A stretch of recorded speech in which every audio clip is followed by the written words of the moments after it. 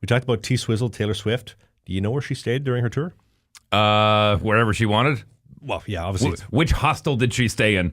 Who was she splitting a bunk with? So in Vancouver, she stayed at the Hotel Georgia, which, to be honest, a beautiful hotel. I was kind of shocked. It's kind of you're starting to get into the nice hotels. I would have thought the waterfront hotel, the Pan Pacific maybe, but there's a lot of traffic there, so maybe that makes sense. The Paradox, that's the tallest hotel in the city, or maybe Wall Center, maybe even the Hotel Vancouver on the top penthouse floor.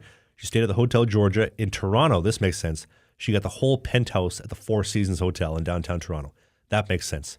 Also, do you know where they moved all the homeless in downtown Vancouver? Out to the middle of the ocean? Well, they probably wanted to.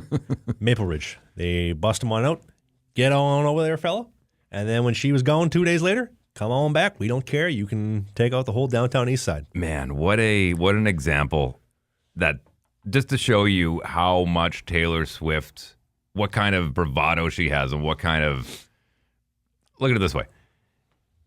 They did the same thing for Taylor Swift that they did when they brought the Olympics in. They did the exact same thing. They tried to clean up their areas before all the people started coming in. They did that for the Olympics and for Taylor Swift, and that's it. You know what? It blows my mind because everybody's talking about how she stimulated $100 and some odd million into the economy of Toronto and Vancouver. Look at the hotel prices. The second she announced it, hotels went up $2,000, $3,000, $5,000 a night for a shitty bungalow or a shitty little bunk bed. Mm-hmm. That's it. Yeah. So that's where all the money's going. There's nothing else coming to the economy. You're moving out the homeless people for these people to come and see, and also for Taylor Swift to see that, we don't have the entire downtown east side being run by homeless encampments. Yay, it's so great. Shout out to my morning show co-host, Tyler Carr, who managed to get to and from the show in Vancouver. $40? For $250 total, including flight. Was it $16 for the tickets or $40? It was the tickets plus tax came to just under $40. He managed to get day of tickets, obstructed view, but they ended up moving seats once they got in there. Yep.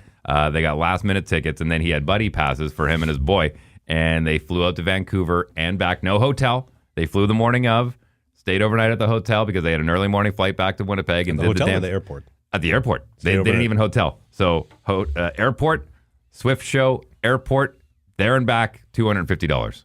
I got to give you a quick shout out though to you ever heard of Penthouse, the nightclub in Vancouver?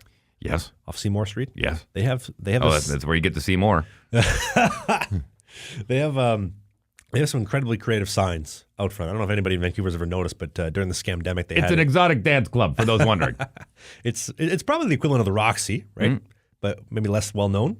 But they had a sign during the scamdemic that said, "Hey, longest 2 weeks ever, huh?" I thought that was funny.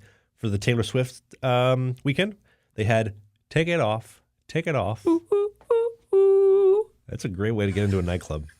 Take it off. I like that. Hey, every Sunday a new podcast goes up, but if you don't have time to watch the whole thing, there's clips everywhere and just segmented stuff on your favorite players. Go subscribe to Slang and the Biscuit. You can click these boxes because who doesn't like clicking boxes?